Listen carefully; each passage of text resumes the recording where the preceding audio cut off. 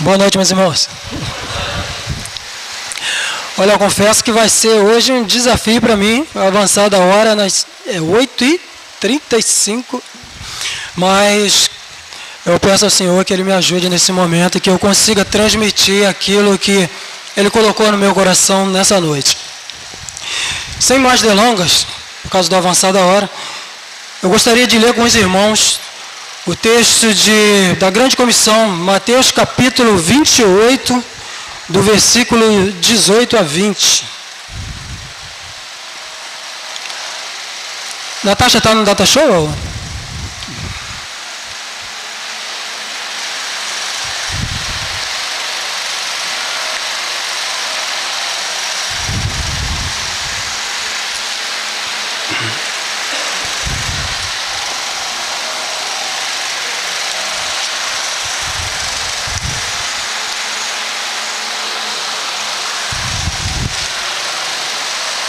Diz assim a palavra do nosso Deus. Jesus, aproximando-se, falou-lhes dizendo: toda autoridade me foi dada no céu e na terra. Ide, portanto, fazei discípulos de todas as nações, batizando-as em nome do Pai, do Filho e do Espírito Santo, ensinando-os a guardar todas as coisas que vos tenho ordenado. E eis que eu estou convosco todos os dias até a consumação dos séculos. Oremos ao Senhor. Pai maravilhoso, nós te agradecemos, Deus, no nome de Jesus, porque aprove ao Senhor estarmos hoje aqui reunidos para glorificar e exaltar o nome santo do Senhor. Pai, no nome de Jesus, toma a vida de cada um de nós que nos encontramos aqui, Deus, com o intuito de te adorar, de louvar somente o teu nome, porque só o Senhor é digno de ser adorado. Pai, no nome de Jesus, eu te peço nesse momento que o Senhor possa me ajudar na explanação da tua santa palavra, Pai. Ajuda-me, ilumina-me com o teu Espírito Santo, ó Deus, e não permita, ó Pai querido, que eu venha fazer qualquer consideração nesse momento que venha diminuir, Senhor, a tua honra e a tua glória, Pai. Ajuda-me, ó Pai. É o que eu te peço no nome santo de Jesus. Amém.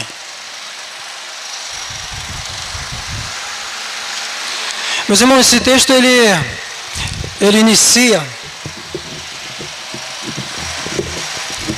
aqui no versículo 18, dizendo o seguinte: Jesus, aproximando-se, falou-lhes dizendo: toda autoridade me foi dada no céu e na terra.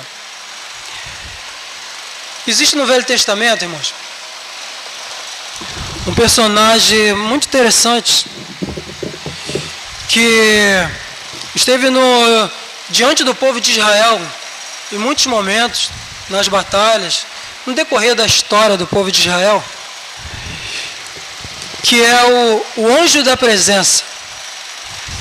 Esse anjo da presença a gente vai encontrar no Velho Testamento, em muitos textos da Palavra de Deus.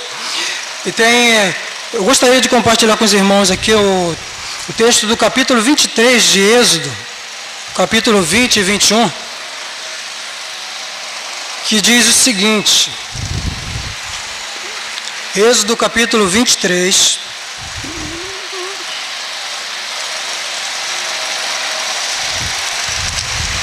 versículo 20 e o 21.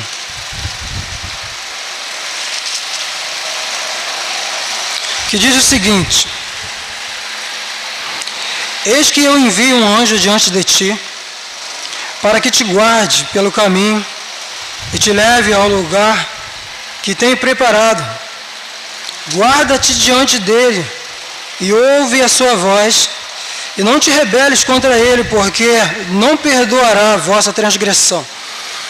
É interessante aqui nesse texto, irmãos, se nós atentarmos aqui com atenção, que o versículo 20, ele começa fazendo uma distinção desse anjo, uma distinção de Deus, dizendo que esse anjo é enviado, ou seja, mostrando alguém à parte, distinto de Deus.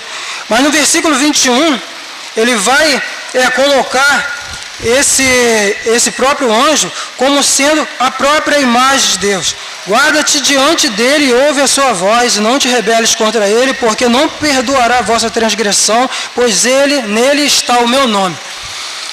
E é interessante se a gente lembrar de alguns textos da palavra de Deus, como o anjo que aparece a Abraão. Tem um texto que vai dizer para a gente, um texto que vai narrar um pouco antes da destruição de Sodoma e Gomorra. Aparece 3 anjos diante de Abraão. E a Bíblia fala que um desses anjos, Abraão, ele faz distinção entre os 3, chamando um dos 3 de Senhor. É muito interessante isso. E no decorrer de toda a Bíblia, a gente vai ver algumas situações com respeito aos anjos, que ele sendo simplesmente um anjo, ele de maneira nenhuma ele aceitará a adoração. A gente vê isso em muitos textos da Bíblia no Velho Testamento, e a gente pode ver também isso até no livro de Apocalipse, ou seja, a revelação de João, quando João em determinado momento, ele se encontra diante de um anjo, e ele se prostra diante desse anjo, e o anjo fala para ele levanta, porque eu sou o teu conservo, adora a Deus. Ou seja, o anjo não aceita essa adoração. E no entanto, nesses textos que nós estamos aqui observando no Velho Testamento, nós vamos ver que esse anjo, ele é chamado de Senhor. O texto também que fala a respeito do anjo que aparece na sarça ardente para Moisés, esse também, ele não tem distinção de Deus, mas ele é colocado nesse próprio texto como o eu sou, ou seja, aquele que haveria de tirar o povo de Israel do Egito. E essa manifestação, ela na teologia ela é chamada de teofania. E especificamente, se falando a respeito da manifestação pré-encarnada de Cristo, se chama cristofania. E o que acontece? Por que eu estou falando isso? Por que eu estou usando esses textos? Porque no texto que nós lemos em Mateus, Jesus fala que foi dado a ele toda a autoridade. Toda a autoridade.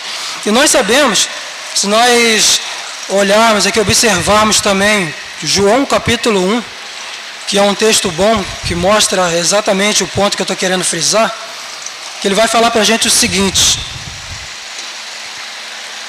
João capítulo 1, versículo 1 e 2, diz o seguinte: no princípio era o verbo, se referindo ao verbo que se fez carne, ao nosso Senhor Jesus, fala o seguinte: no princípio era o verbo estava com Deus, e o verbo era Deus.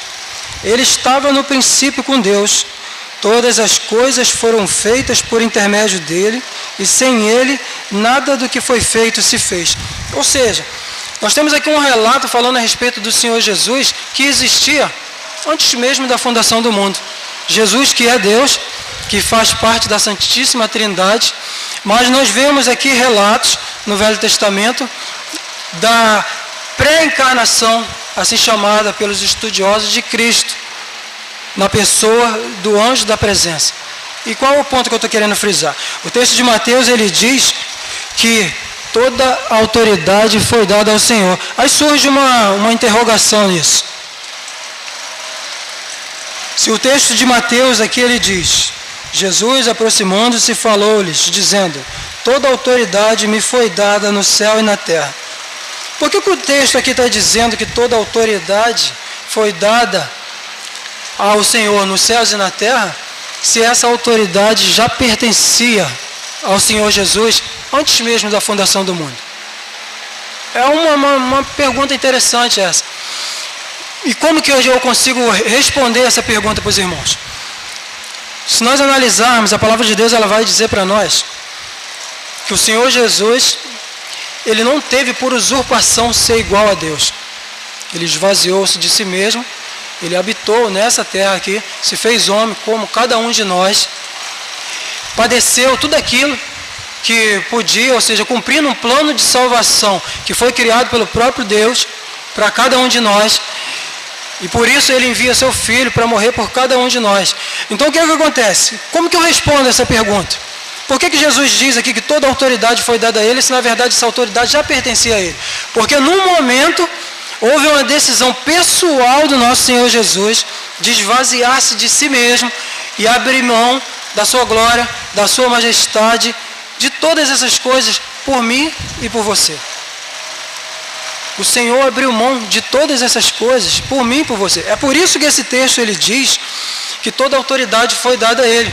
Porque a partir do momento que o plano de salvação ele foi criado por Deus, para que eu e você pudéssemos ser salvos, a partir do momento que esse plano de salvação ele é cumprido por Cristo na cruz do Calvário, o que acontece? O Senhor Jesus, na sua morte na cruz, lembra daquele brado de Jesus? Está tudo consumado. Jesus, ele naquele momento, ele vence a morte, ele vence o inferno, ele vence a Satanás por nós. E a partir daquele momento, toda a glória, toda a majestade, tudo aquilo que Jesus tinha antes, toda a autoridade, ela retorna para Cristo. Jesus, ele toma posse de tudo aquilo que já pertencia a ele. Tem uma das passagens no Novo Testamento que vai falar que Jesus fala mais ou menos assim, eu não vou lembrar a referência do texto, quando Jesus ele diz para Deus, em uma oração a Deus, que Senhor, Pai, eu cumpri tudo aquilo que tu quiseste que eu cumprisse, ou seja, eu cumpri, eu glorifiquei o teu nome na terra, entre os homens. Glorifica-me agora com a glória que eu tinha antes. Ou seja, Jesus recebe tudo isso de volta. E nesse momento, aqui em Mateus capítulo 28, quando o Senhor Jesus diz que toda a autoridade foi dada a ele nos céus e na terra, Jesus, ele está novamente com todo o seu poder, glória e majestade que ele tinha antes. E nesse momento aqui, como Rei dos Reis e Senhor dos Senhores, ele comissiona os seus. Nesse momento, o apóstolo Judas, ele já havia se suicidado, restavam os 11. Jesus, ele chega para os 11 e comissiona eles, dizendo, no versículo 19, Ide, portanto, fazei discípulos de todas as nações, batizando-os em nome do Pai, do Filho e do Espírito Santo, ensinando-os a guardar todas as coisas que vos tenho ordenado. Esse ide, ele tem o sentido de, enquanto você está indo, faça discípulo, pregue a palavra. É interessante, enquanto você caminha, enquanto você vive a sua vida no Evangelho, na sua caminhada cristã, você prega o Evangelho de Cristo e você faça discípulo. E o texto diz, ide, portanto, fazei discípulos de todas as nações. Mas eu queria abrir um parênteses aqui. Quando nós lemos aqui, e nós vemos que esse texto aqui, na verdade, ele foi direcionado aos 11 discípulos do Senhor Jesus, pode parecer para nós, erroneamente, que a responsabilidade do fazer discípulos, que a responsabilidade da pregação da palavra, da pregação do Evangelho de salvação para nós, ela repouse simplesmente sobre os ombros dos apóstolos, sobre os ombros hoje dos pastores, o que na verdade o texto não quer dizer. O texto não está dizendo isso. Quando a palavra de Deus, embora o texto ele seja direcionado aos discípulos, direcionado aos apóstolos do Senhor Jesus, nós temos que pensar o seguinte, como que o Evangelho do Senhor Jesus teria chegado até nós, se esses discípulos, os primeiros, os 11, que o Senhor comissiona, se eles não tivessem tido a preocupação de obedecer à risca essa observação, esse mandado de Cristo Jesus, ide e fazei discípulos de todas as nações. Vocês já pararam para pensar nisso?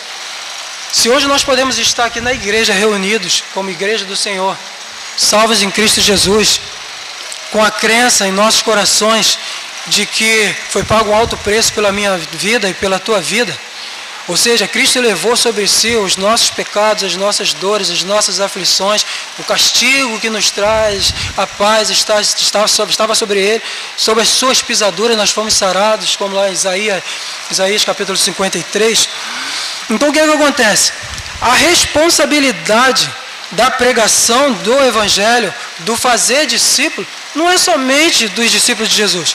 Embora essa passagem ela tenha sido direcionada aos 11, se eles não tivessem observado isso, e os demais, porque é muito interessante, a palavra discípulo, ela no original ela tem o sentido de enviado, ela tem o sentido de embaixadores. Politicamente falando, para que a gente possa entender, o embaixador do Brasil, vamos supor na França, ele está lá representando a nossa nação. E é nesse sentido aqui, o discípulo ele tem o sentido de embaixadores, de enviado, que representam uma nação ou representa alguém. Nesse caso, representa o Senhor Jesus, o nosso Rei dos Reis, aquele que nos salvou. Mas essa responsabilidade não repousa somente sobre eles. Eu queria ler com os irmãos um texto que está lá em Atos dos Apóstolos, capítulo 8, nós vamos ler apenas o versículo 1 e o versículo 4, que eu queria mostrar uma coisa para vocês.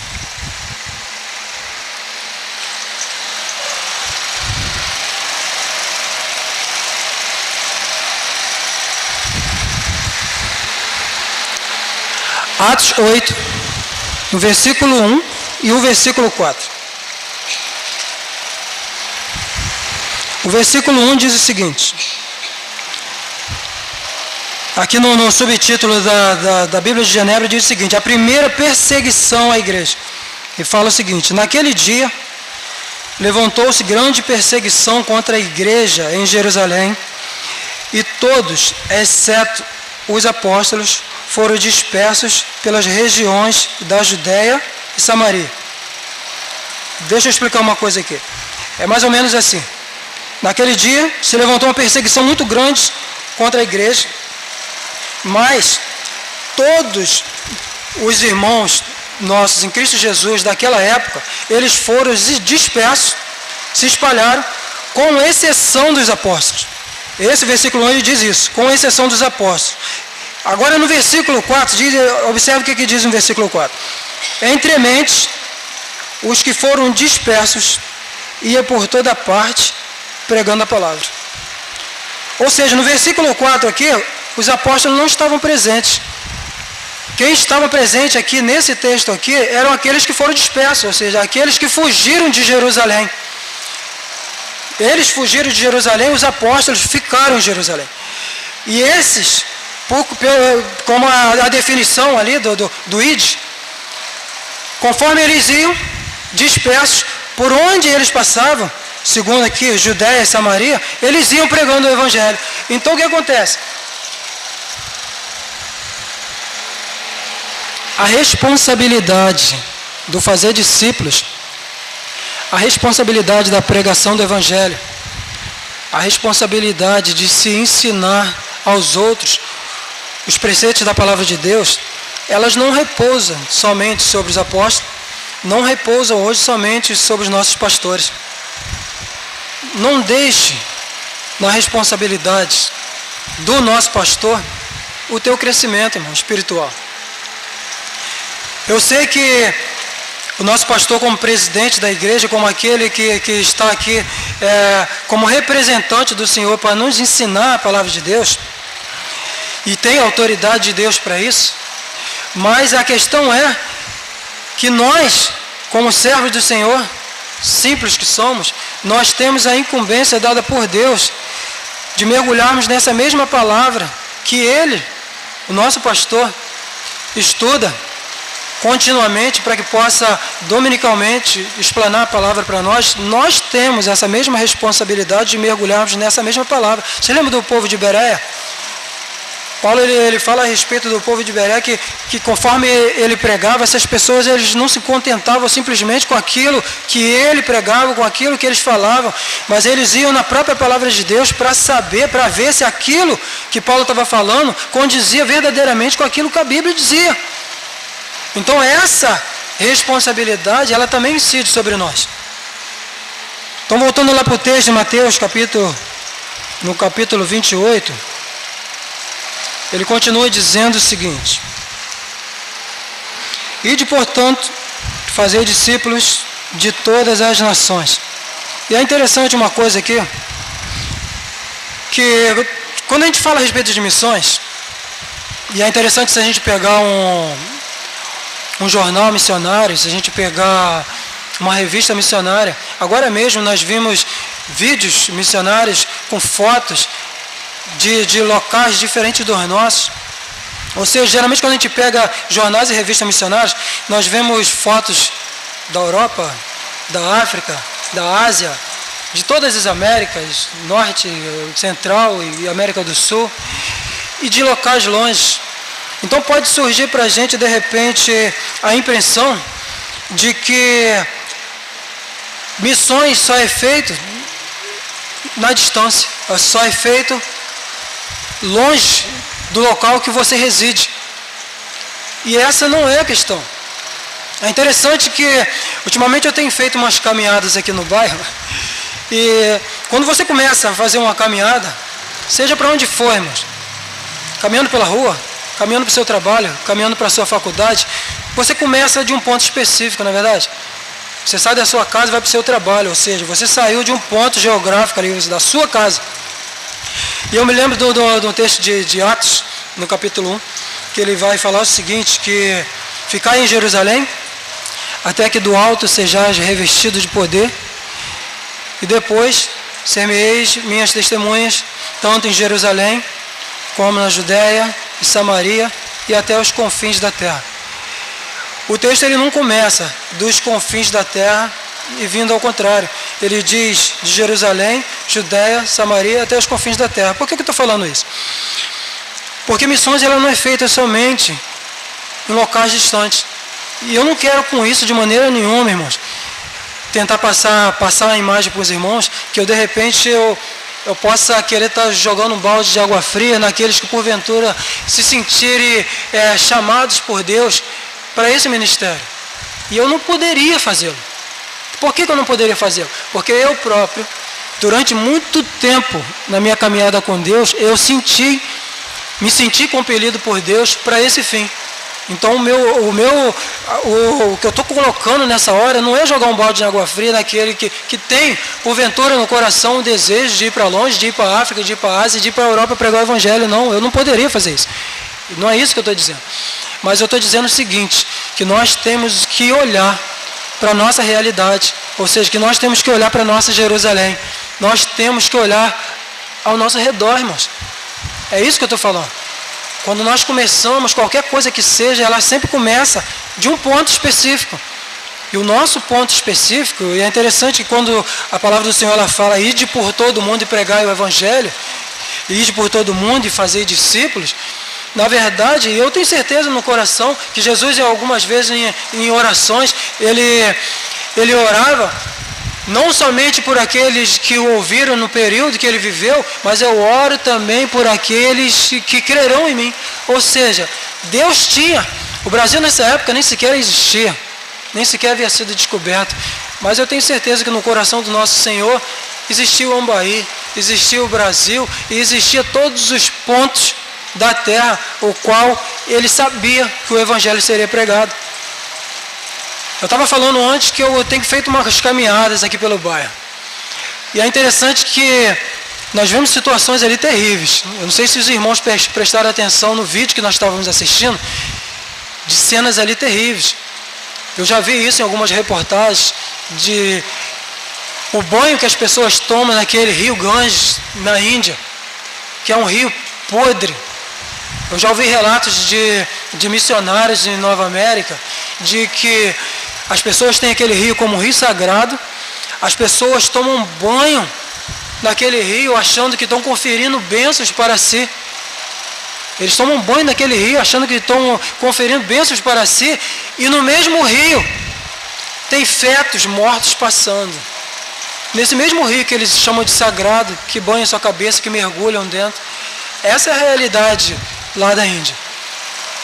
Na Índia existe milhões de deuses. Tudo para eles é sagrado. Nós vimos ali pessoas ali comendo no meio de ratos. Ou seja, colocaram uma bacia de leite, não sei se vocês repararam, e os ratos bebendo aquele leite, e tinha uma criança brincando ali na própria vasilha do leite. Estão entendendo? Então o que acontece? Nós vemos coisas terríveis ali. Mas eu, nessa simples caminhada que eu tenho feito aqui pelo bairro, é interessante as coisas terríveis que eu tenho visto por aqui. Pessoas bêbadas caídas pela rua, crianças necessidade de pé descalço, brincando pela vala. E eu não precisei ir na Ásia, eu não precisei ir na Europa, eu não precisei ir na América do Norte, eu não precisei, irmão. Uma simples caminhada que eu tenho feito aqui no bairro aqui, um dia desse eu peguei por aqui, eu subi esse morro aqui, por trás da casa do irmão Mileide, da irmã Marilene, ali para cima, ali, a gente olhando ali, não tem uma torre lá atrás, depois da casa do Reginaldo, não tem umas torres ali de telefonia? Eu passei ali por cima, ali, fui atravessando, saí ali atrás, próximo da casa do Jackson. E eu tenho visto, irmãos, realidades absurdas dentro do nosso próprio bairro. Não precisa eu ir longe para ver tragédia. Não precisa eu ir longe para ver essas situações que nós vimos aqui no vídeo. Então, em que ponto que eu estou querendo chegar? Pode haver na nossa mente que missões só é feita em locais distantes, ou seja, em outros municípios, em outros bairros, em outros estados, em outros países, quando na verdade os nossos próprios vizinhos aqui da redondeza estão passando muitas das vezes pela mesma necessidade que nós acabamos de assistir no vídeo. Essa é a realidade. E o texto ele continua falando para a gente o seguinte, ainda no versículo 19: Ide por todo o mundo, fazei discípulos de todas as nações. Ou seja, não existe distinção. Não existe distinção. É interessante que o povo judeu, ele é, vamos pensar assim, um povo muito egoísta. Eles sempre tiveram uma visão de um Deus único e verdadeiro, mas o Deus de Israel. Mas é interessante que se nós analisarmos a palavra de Deus, lá no Velho Testamento, no próprio chamado de Abraão, nós vamos detectar de que a palavra de Deus vai dizer assim: e em ti serão benditas todas as famílias da terra. Em outras versões, todas as nações da terra. Não é somente para o povo de Israel. Ou seja, esse texto aqui está mostrando que não há distinção. A palavra de Deus ela fala que o nosso Deus ele não faz acepção de pessoas. Logo, o evangelho e o fazer discípulo, discipular pessoas, ela tem que ser feito para todas as nações, para todas as pessoas, sem distinção de raça, de cor, de credo e de posição social. E continua dizendo o seguinte: batizando-os em nome do Pai, do Filho e do Espírito Santo. Algumas pessoas, eu já li algumas coisas a respeito, muitas das vezes querem tratar a questão do batismo como sendo algo pouco importante, algo insignificante.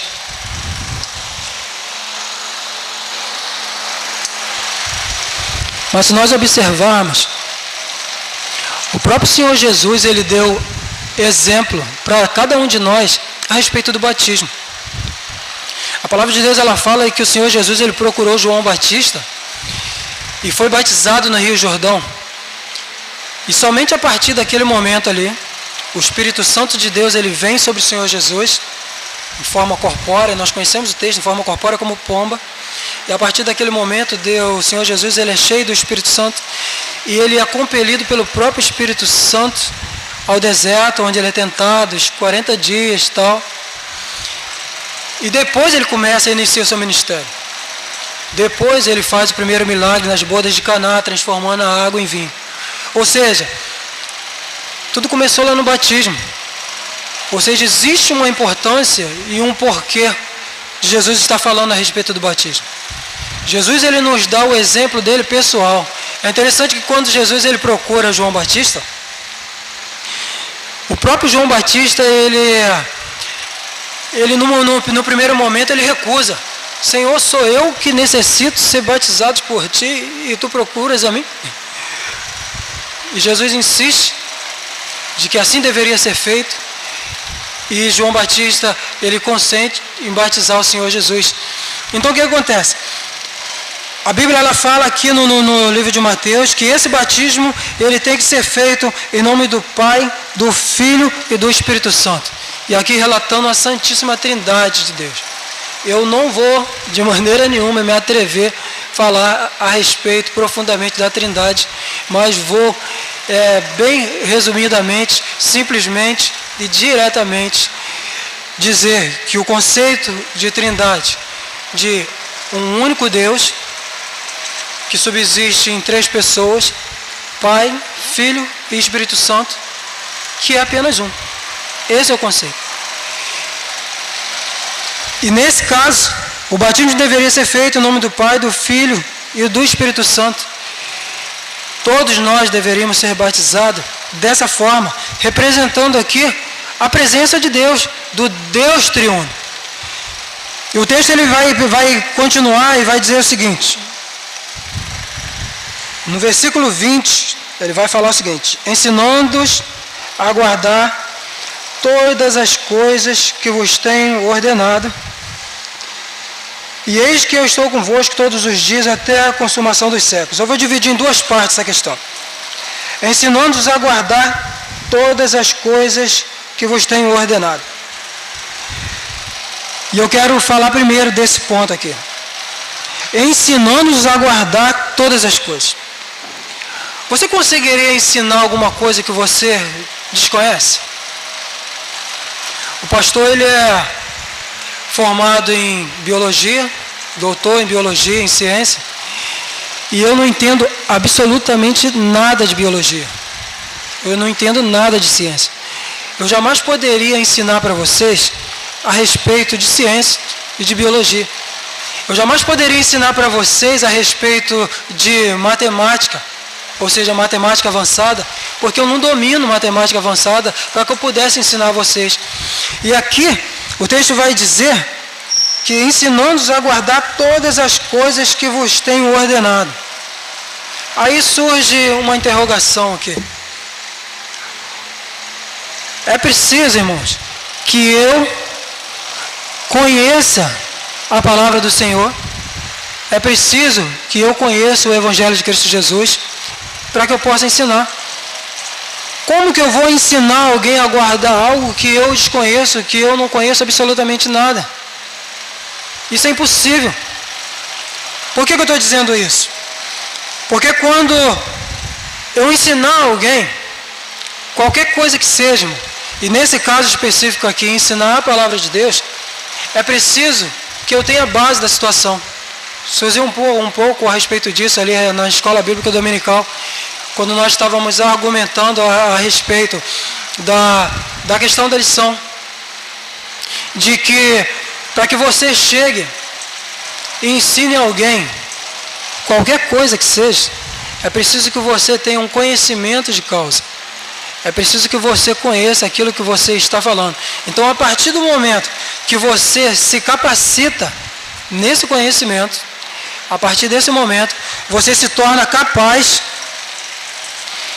de fazer com que as pessoas possam guardar todas as coisas que o Senhor ordenou.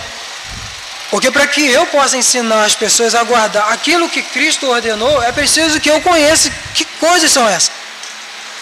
E esse foi o mandamento de Cristo para os apóstolos, e esse é um mandamento para cada um de nós, para você e para mim.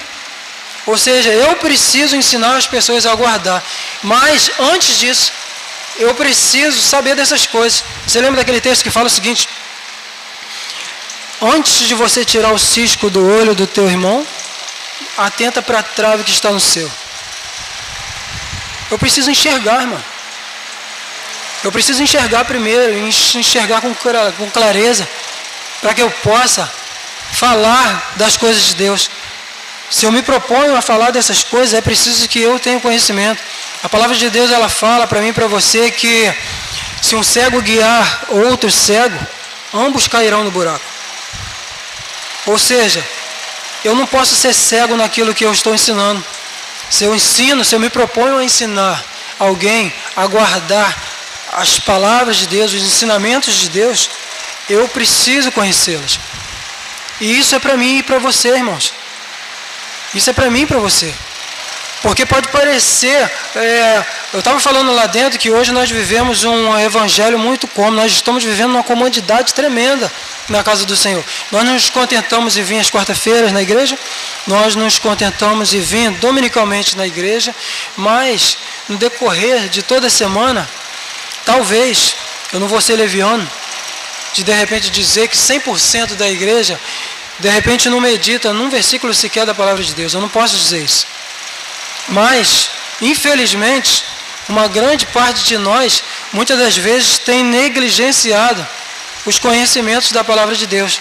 Como eu disse antes, deixando por responsabilidade do pastor, de chegar no domingo à noite, depois de ter preparado durante a semana o sermão, e nos pedir para abrir a nossa Bíblia em determinado texto e explanar aquele texto para que nós possamos alcançar algum tipo de conhecimento desse texto.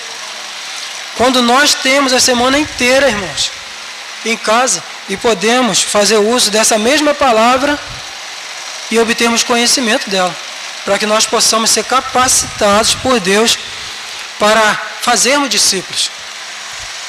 Eu falei antes de que, para que o Evangelho do Senhor Jesus pudesse chegar até nós,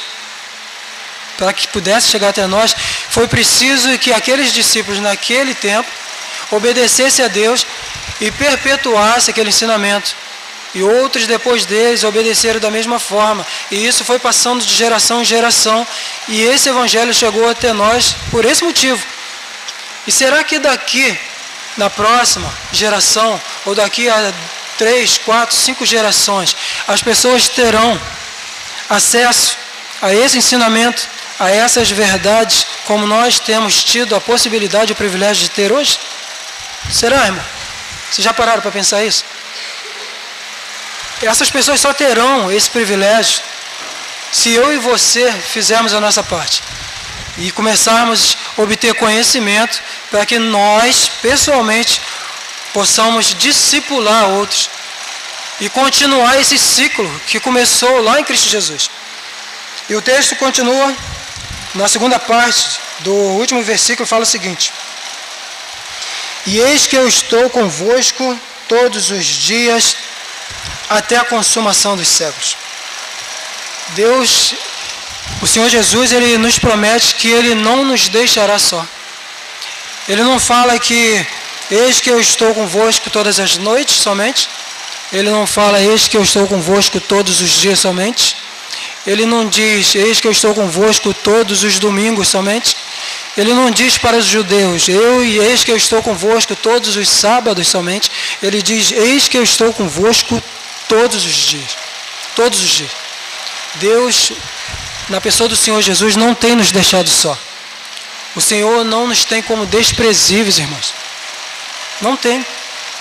O Senhor não nos tem como desprezíveis. O Senhor, Ele pagou um altíssimo preço para que nós hoje tivéssemos o privilégio de poder ter acesso a essa verdade. O Senhor, Ele abriu mão de ser Deus e habitou no meio de cada um de nós aqui. Se nós olharmos ali os relatos do período final da vida do Senhor Jesus, nós vamos nos deparar com relatos de o Senhor Jesus sendo cuspido na face, do Senhor Jesus sendo esbofeteado, do Senhor Jesus sendo açoitado.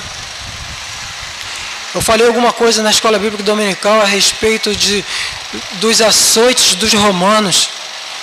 Eu li uma biografia de Paulo onde ele fazia esse relato no livro, de que o chicote era feito de couro cru, trançado, e no meio desse trançado do chicote era colocado pontas de ossos, E aqueles ossos, quando batiam nas costas daqueles que eram açoitados, arrancavam carne junto. Quem pôde assistir aqui o filme A Paixão de Cristo, ali do Mel Gibson, eu achei aquele filme ali, muita gente não conseguiu assistir aquele filme ele mostra uma realidade nua e crua. E eu costumo dizer que a realidade, ela pode, e talvez tenha sido, muito pior do que aquela. Muito pior do que aquela. Onde pedaços de carne, as pessoas perdem com esse tipo de açoite. E o Senhor Jesus passou tudo isso por mim e por você. Por mim e por você.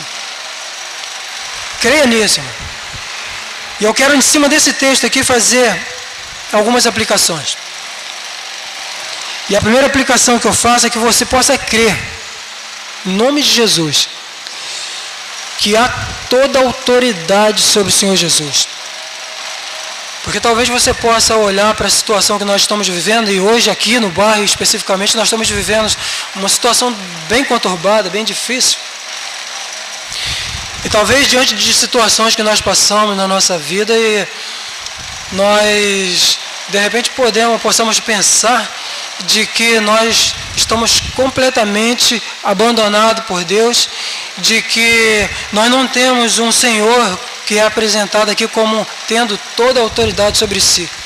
Mas não se engane, o nosso Senhor é aquele que tem toda a autoridade nos céus e na terra. Ele tem todo o controle de tudo sob suas mãos. E com certeza não tem nos deixado só, porque essa é uma promessa que ele faz no próprio texto. E outra coisa que eu gostaria de aplicar aqui, irmãos, é exatamente o fato de que não pense que toda a responsabilidade do fazer discípulos, do pregar a palavra do Senhor, ela está simplesmente sobre os ombros dos nossos pastores. Porque o que eu quero dizer com isso? Não existe pregação do Evangelho simplesmente de púlpito. Nem todos têm dom da palavra, nem todos têm o dom para estar aqui. Que não é fácil estar aqui. Nem todos têm esse dom. Mas você prega o Evangelho de Cristo Jesus com a sua vida. Você prega o Evangelho do Senhor Jesus com as suas atitudes. Você prega o Evangelho de Cristo Jesus dessa forma. Então, sinta-se responsável pela pregação do Evangelho. Se coloque nessa posição, tal como os discípulos se entenderam, os 11 discípulos receberam essa comissão do Senhor Jesus. Sinta-se parte dessa comissão. Sinta-se parte desse exército que foi alistado por Deus nesse momento. Cada um de nós fomos alistados para isso, irmãos. Todos nós. E eu quero dizer também que fazer uma outra aplicação no texto, aqui no versículo 20, que nós possamos entender que cada um de nós tem que buscar conhecimento dessa palavra, para que nós possamos fazer, como o texto fala aqui, que aqueles possam guardar as mesmas verdades que nós conhecemos. Essa é a nossa responsabilidade, essa é a nossa missão. E entendermos que Deus, Ele não nos abandona jamais, e que Ele estará conosco todos os dias e se fará presente hoje, amanhã e estará sempre. Eu acho que nós deveríamos ter uma esperança. Paulo, ele usa muito essa palavra esperança nas suas epístolas. A gente costuma dizer que a esperança é a última que morre. Eu acho que a esperança, na verdade, ela não deve morrer muito, não deve morrer nunca. Porque se você perde a esperança, e esperança no sentido de que o Senhor Jesus, Ele há de voltar e buscar a sua igreja, e não só estará presente conosco na pessoa do Espírito Santo de Deus até a consumação dos séculos, mas Ele há de voltar e nos buscar, irmãos, para a sua glória, para vivermos junto com Ele. Essa é a esperança que cada um de nós devemos ter. Que o Senhor Jesus pagou um alto preço para que nós pudéssemos ter essa esperança. Crermos nisso profundamente. Que Deus, Ele possa nos abençoar e possa incutir essas verdades nos nossos corações. Que Deus abençoe a cada um dos irmãos, que Deus possa nos dar uma semana repleta de paz, de alegria, e se houver lutas, lembrar de que o Senhor se faz presente, de que o Senhor não nos abandona jamais. Eu gostaria de convidar o pastor Hércules para orar nesse momento e impetrar a bênção sobre a igreja.